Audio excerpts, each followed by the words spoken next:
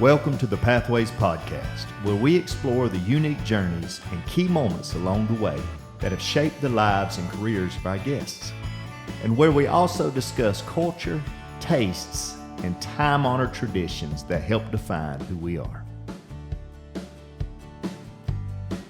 We're excited to have State Representative John LaHood. John, thanks for coming out and hanging out with us a little bit. And we do these podcasts. The title of this is Pathways Podcast, and we just kind of look at your pathway, you know, where you are now, and then we're going to just back up a little bit and backtrack and how you got started and throughout life. So tell us, State Representative, man, what led you into to running for office? Thank you, John, and great being with you and Jeremy today. And yeah, good question. It was not something I had planned to do. It wasn't pre-calculated. It just I think how the seed got planted anyway was a few years into my career. I got involved in state trade associations that advocated for the senior living industry. Right. The Assisted Living Association of Georgia at the time. Now Georgia Senior Living Association, but anyway, so I got involved there as a member of that association, eventually got on the board of that state association, became president eventually, and the 3 or 4 years I was president was a very active season in the regulatory environment, public policy being made, that it really shaped what the industry looks like today in Georgia from a regulatory standpoint, and just making a lot of connections, building a network during that season, just gave me a little taste and a view of the impact public policy has on industry and on people. Mm-hmm. And I think it was around 10 years later, or 10 years or so into that era, my predecessor in this office, Amy Carter, former state representative for the same district, she had been in the position for about 11 years when Governor Nathan Deal appointed her to a state position, which made the seat available. And a number of people reached out and just asked if I had considered it.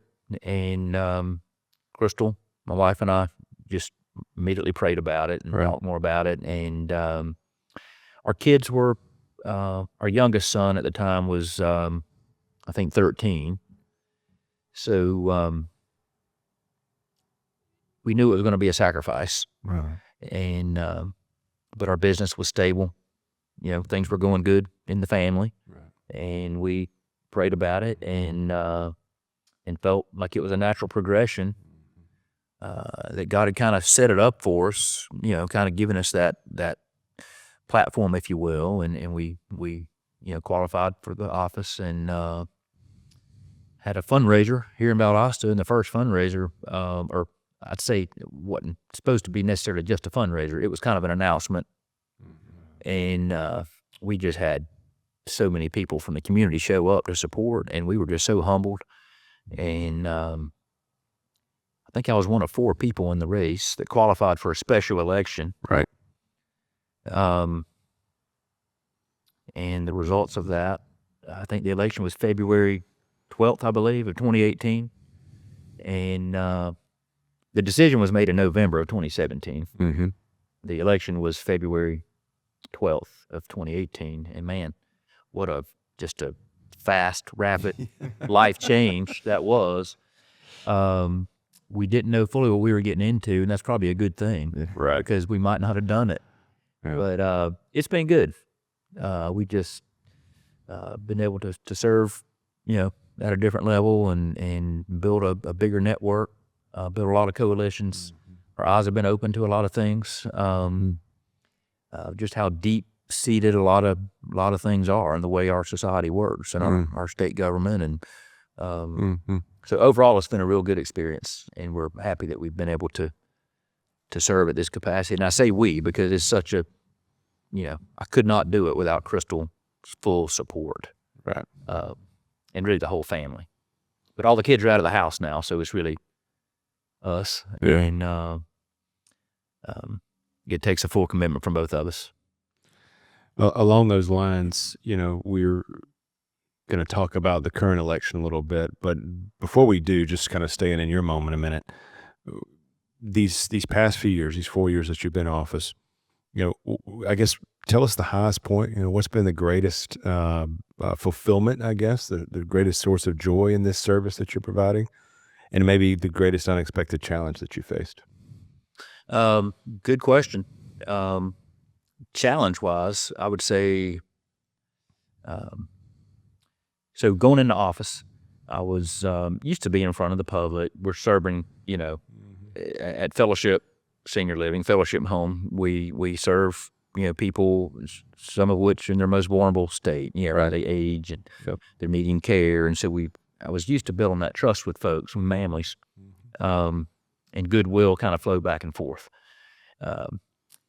In public office, one of the things I had to get used to is just and grow. I had to grow thick skin fast because people aren't always happy with your decisions. Right. In business, you're able, especially kind of a small business, you're able to just kind of nurture relationships and respond to things quick and just touch everybody as things happen. In the house district that I serve has approximately 60,000 people, constituents, and so there's no way I can know each and every one of them individually. Right. Respond to every phone call promptly or email inquiry, and there's no way to make each and every one of them happy all the time. Mm-hmm. And so challenge-wise, I would say that the enormous amount of time that it takes to do the job well was somewhat of a unexpected surprise. Yep. And the other is just how very good acquaintances, even people I'd call friends, and who were still friends today, most of them, but how crossways you can get really quick when something important to them is on the table. Right. And for whatever reason, I've got to take the other side. Yeah. Right. It's not easy, disappointing a friend or somebody I've always respected, and we just had good mutual respect for each other. Right. Yeah. That's got to be tough. Yeah. I But as I've grown in that, I think it's just part of leadership. Sure. Yeah. Leadership is just about being able to be firm in what you believe is the best thing at the time with the facts and the data you have available. That's it. And but a lot of times the facts are interpreted differently by different people. Yeah. And a lot of times the data is changing in real time. Yep. So, Context matters. Context and not everybody has access to the information to get to that context that you may have. But I love what you just said there. It's really leadership. We focus on the title, but it's not about the title. It's about leadership and service, and political service in its purest form, I think, is a great example of servant leadership, because you're certainly not paid very well for the position for the time that you spend. You'd be better off financially just spending time at your family business. But we talk about this often, and I'll just kind of let this lead into maybe some positive experiences that you've had. But good leadership is about doing the right thing with the right people for the right reasons at the right time. It's a good way to put it. And it's simple, but it's not easy, and those two things are sometimes conflicting. That's right. Yeah, everybody's looking through different lens, and whether we want to admit it or not, we all have blind spots. Sure. And biases that we can't necessarily see. Right. Because of the experiences we've had leading up to where we are today. Yep. And a lot of times in the world of politics, we vote on policy that's not exactly what we wished it was, but it's better than the alternative. And so I think that's a lot of times where politicians get misunderstood Mm-hmm. because we're having to make decisions, sometimes picking the lesser of two evils, so to Right. speak. Sometimes people want you to find the solution, but the only thing on the table is progress. Right. That's a good way to put it. You know. Yeah. Yeah. So what about maybe a high point? What's been the greatest blessing of this 4 years so far? The greatest blessing, there's been a lot. Trying to pick one is hard, but I didn't get into office for the title, for the money. We had full plates before we got into this, and so we've had to make room, Right. to do this. But I'd say the relationships built has been one of the best things. It's really shrunk the state and the Southeast region, just getting to know more people. Mm-hmm. How every single industry impacts the other one. It's like a domino effect. Every decision is touches, the peripheral things around it. And so just getting to expand my network, Yep. relationships. I've been in the room with a lot of important people and influential people, and been at the table and some pretty important with some pretty important decisions being made. Right. And so that's been humbling, and fun. And I can remember one of the first times a reporter reached out to me. I think it was with the Atlanta Journal-Constitution, and I, thought, well, they want to know what I think about this. This is cool. And but then when they take what you said and insert it, in different contexts into their spin or their narrative, you wise up real quick.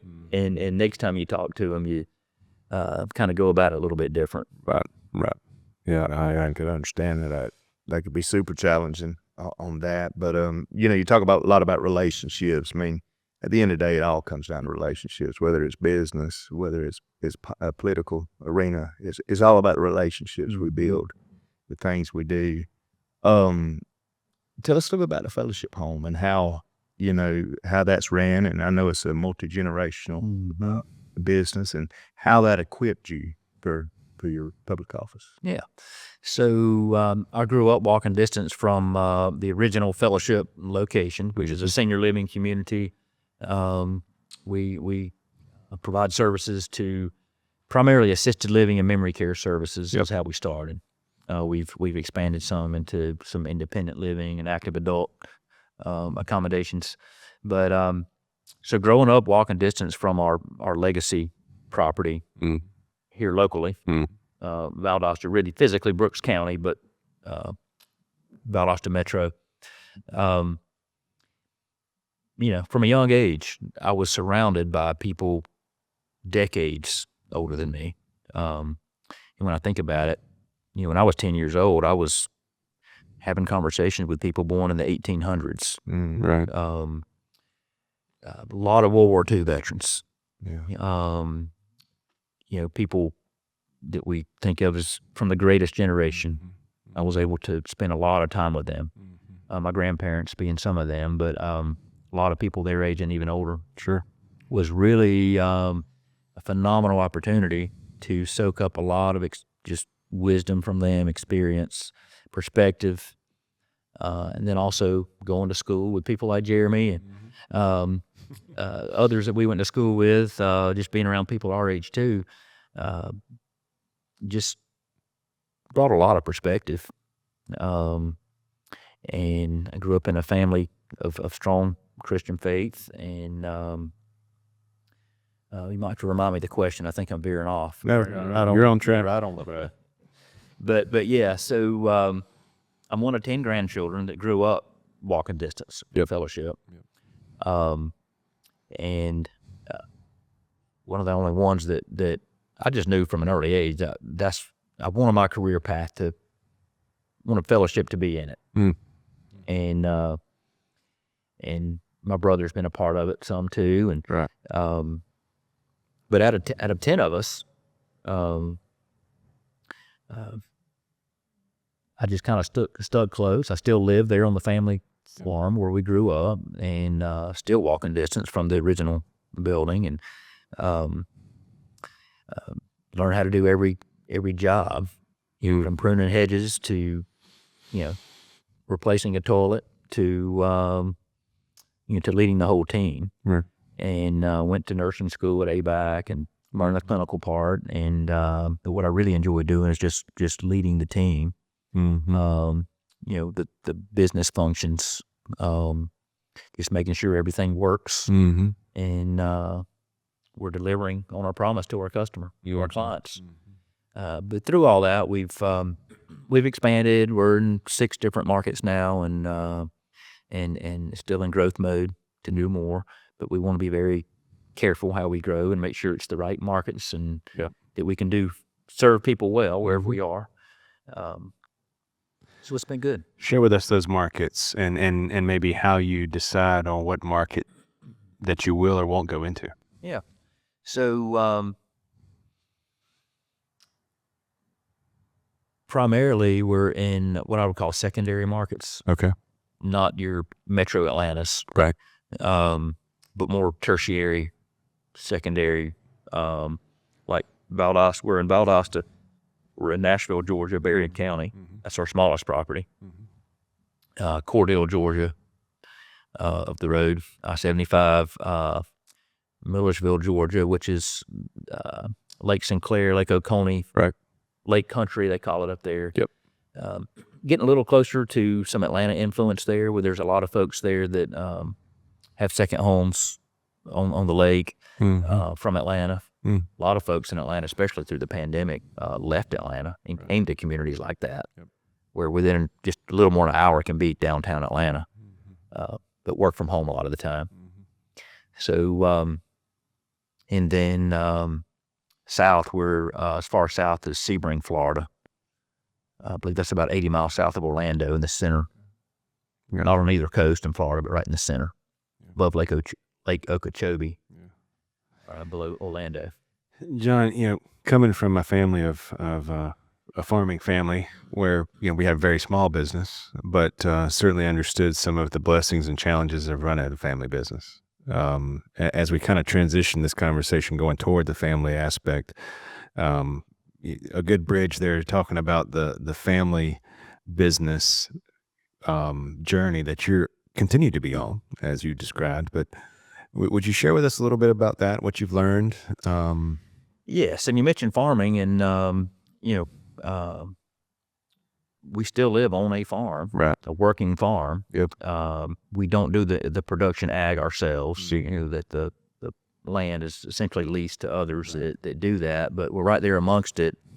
But my dad and I do raise cattle, and we do that together, and that's the cattle and the hay operation, all that comes with that.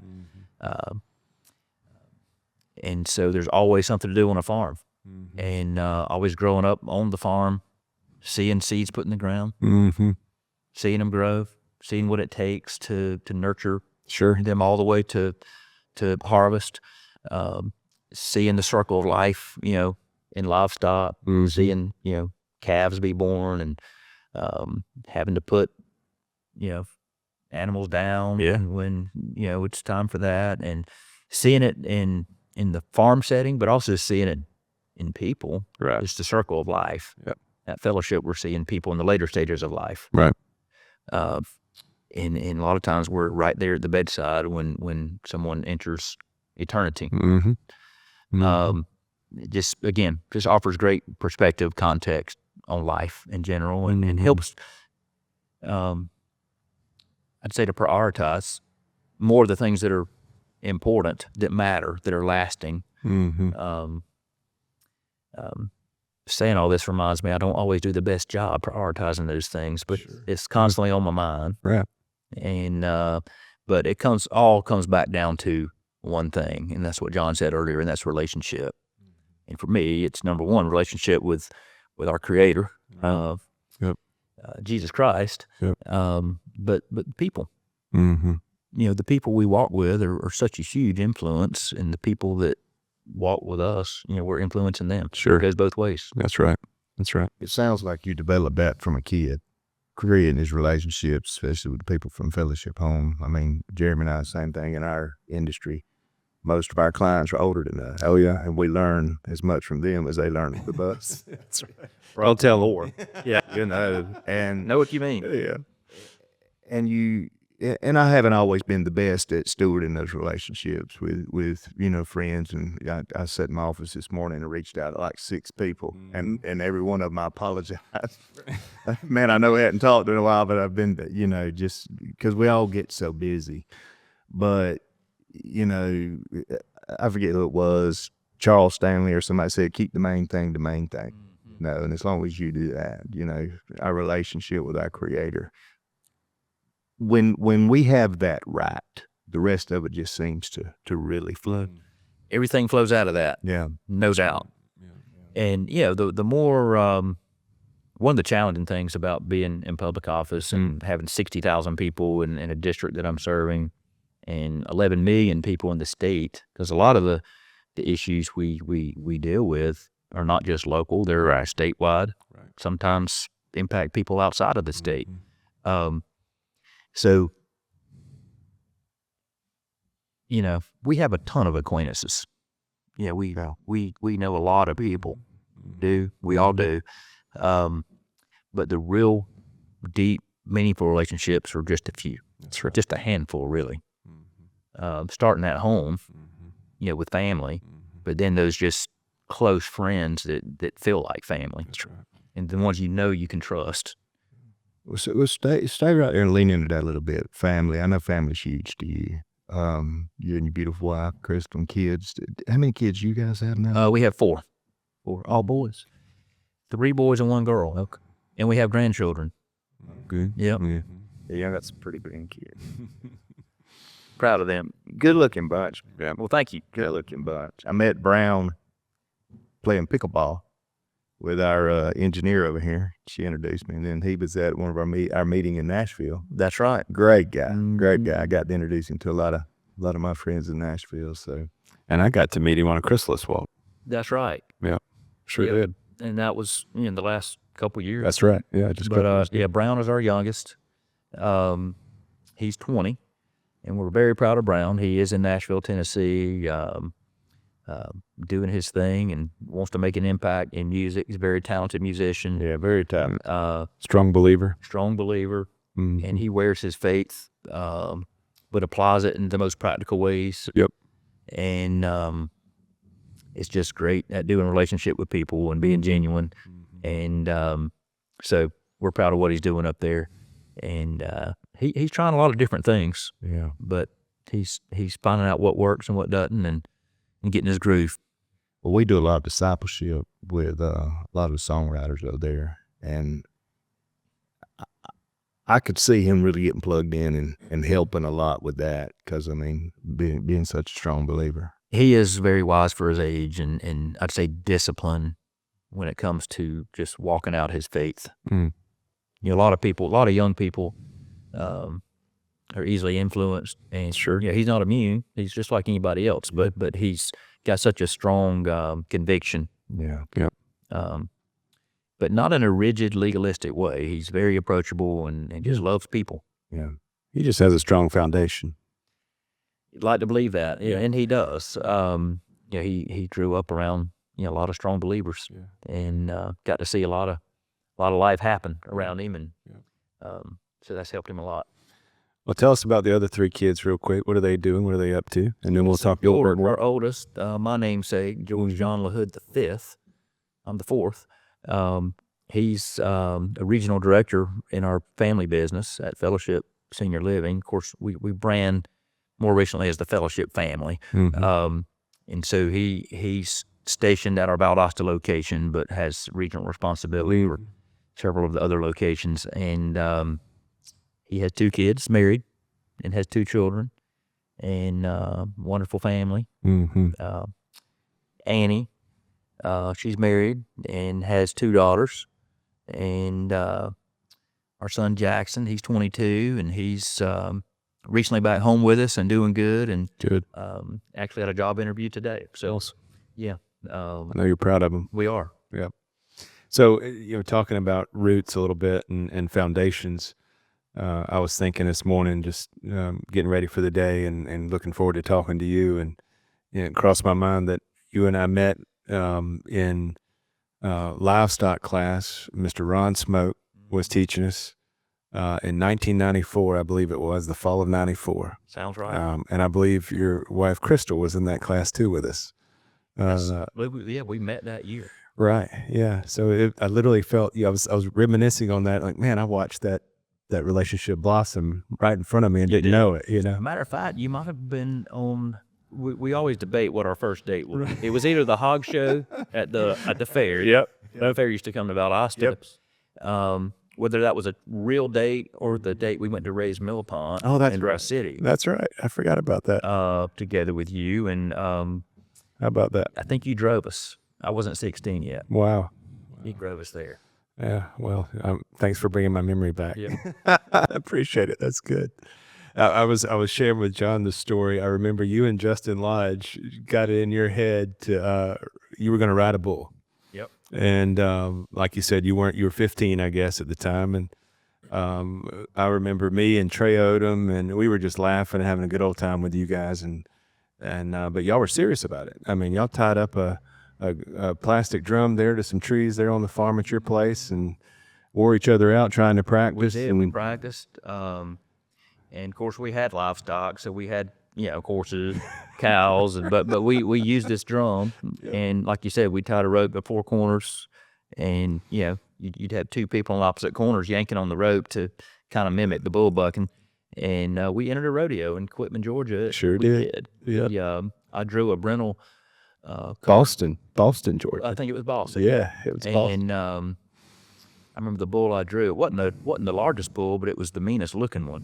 And when I got on his back, and I had my hand on the gate and kind of nodded for him to open it. It was kind of a terrifying moment. Honestly with you. Yeah. I think I jumped off. I don't know if I even got bucked off. Probably small.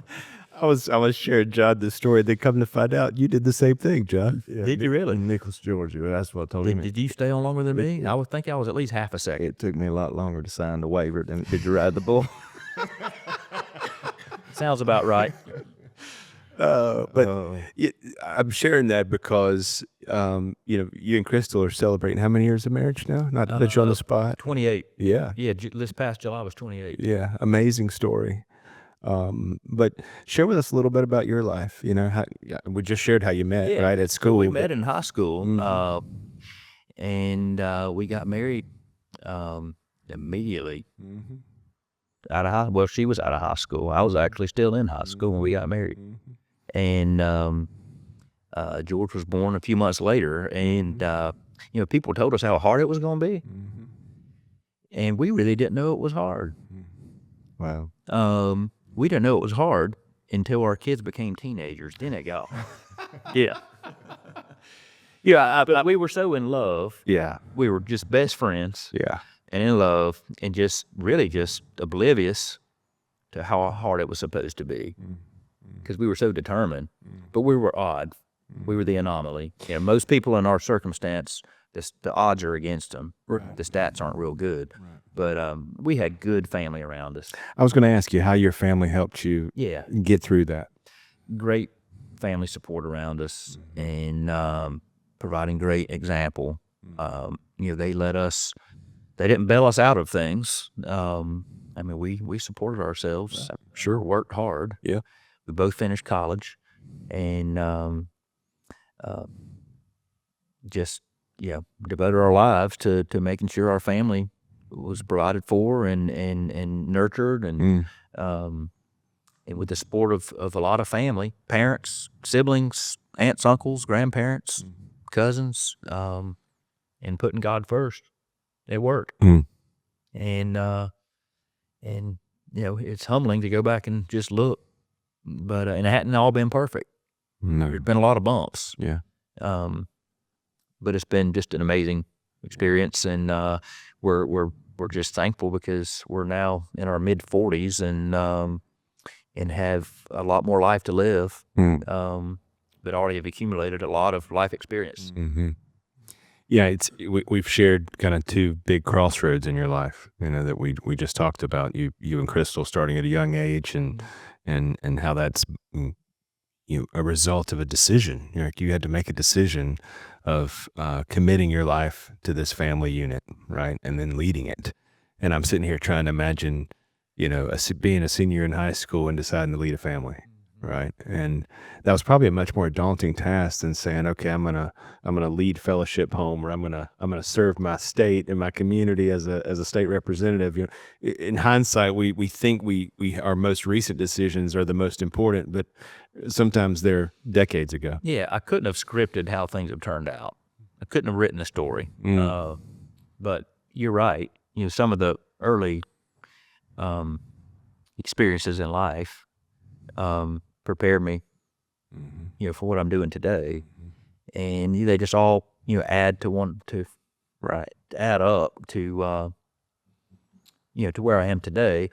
But I was fortunate to have some. Could have looked at them as setbacks. Sure. But I chose to look at them as setups for just what's to come. Yeah. And like I said, it wasn't always easy, and it wasn't. I didn't handle everything perfectly. Yeah. But it's turned out good.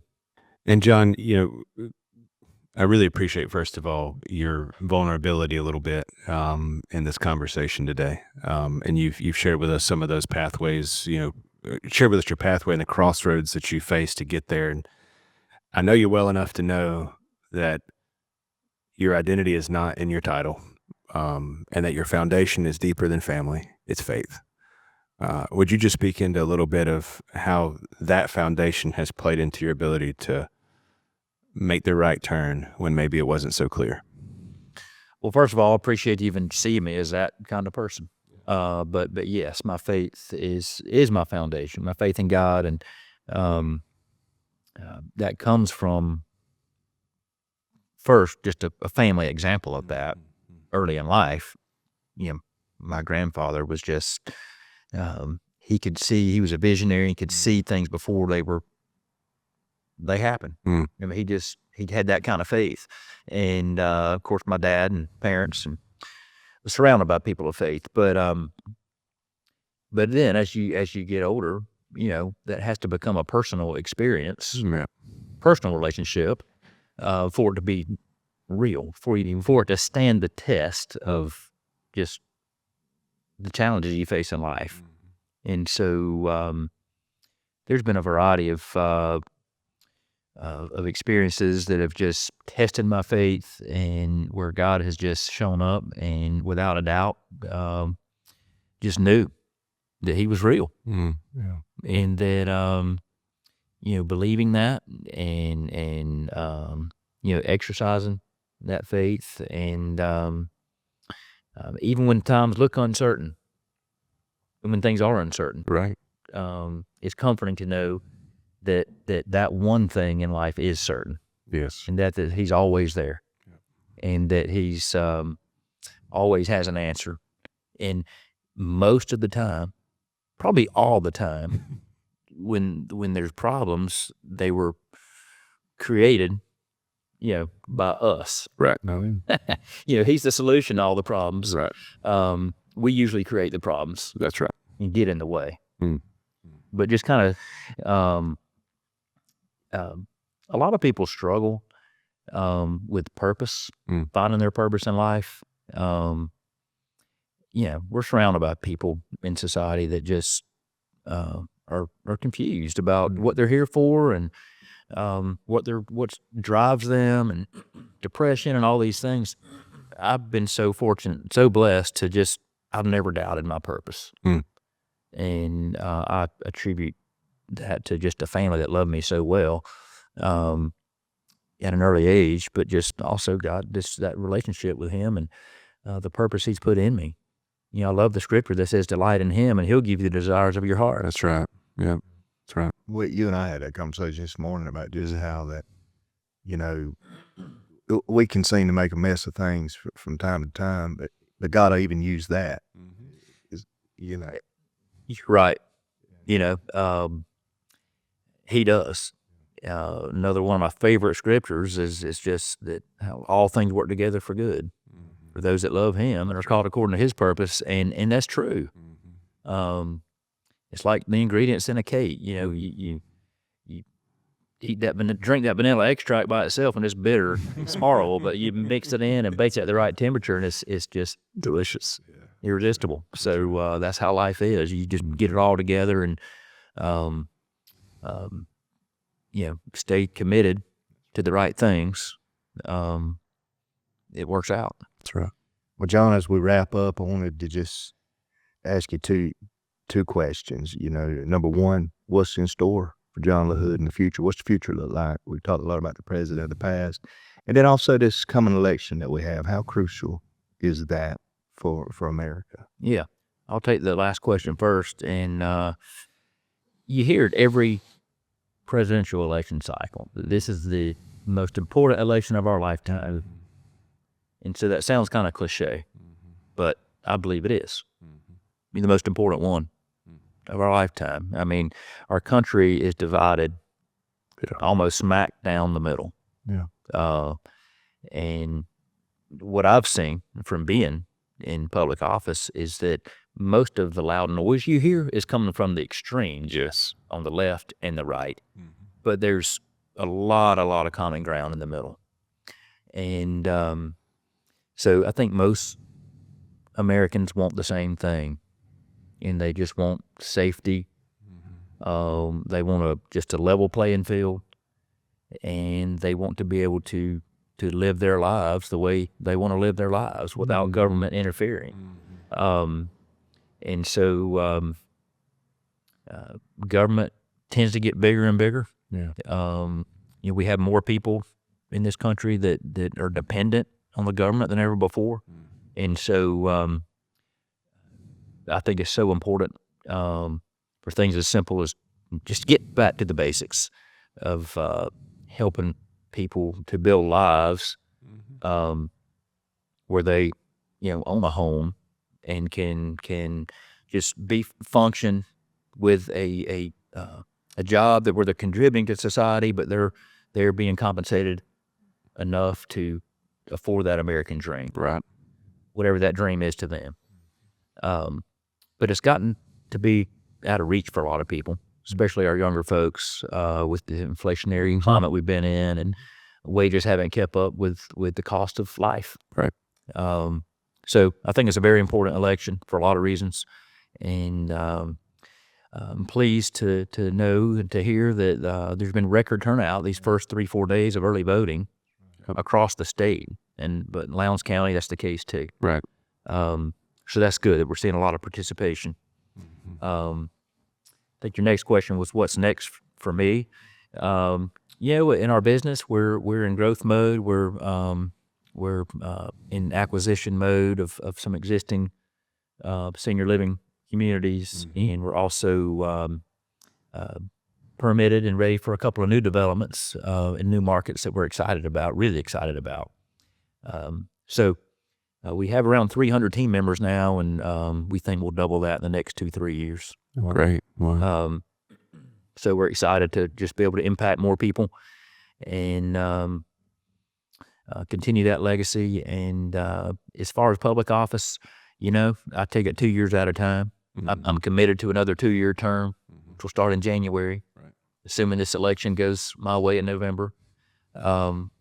So I've got a little tenure now in the House, and which does matter up there, and build a lot of good relationships. So we'll see how this next 2 years goes. Wow. I'm the chairman of a committee. It's called Governmental Affairs, and we hear legislation or propose legislation on a variety of things, but mostly impact state and local government. Never would have handpicked that committee, but it's been good. I mean, it's been most of the people, my audience in that committee is mostly county commissions, city councils, so mayors and commission chairmen all over the state. I've gotten to know from Pabo, Georgia to Atlanta, Georgia. Right. A lot of new cities ideas for new. Georgia has 537 cities, and every year we get proposals on the table about forming new cities, counties. So it's neat being a part of that and understanding more at a deeper level how all that works. But we'll see. It's I could tell you what my picture of the future is, but I know it'll be different. Right. Because every day is just we walk through new doors, and but I just try to be faithful with where I am and serve well and treat people well. I hate burning bridges. Yeah. So I like to leave relationships in good standing, because you never know. I've seen relationships come full circle. That's right. And but I am excited. I'll tell you that. Excited about the future of our community, of our state, of our country, and I believe it's really up to us whether or not the best days are ahead. Well said, and thank you for a life well lived and for your service so far. And hopefully we can have you back again in the future and get some updates on how those plans that you thought would happen I would love have to. turned out. Yep. Well, appreciate y'all's friendship, what y'all do here, and thanks for having me today. Absolutely.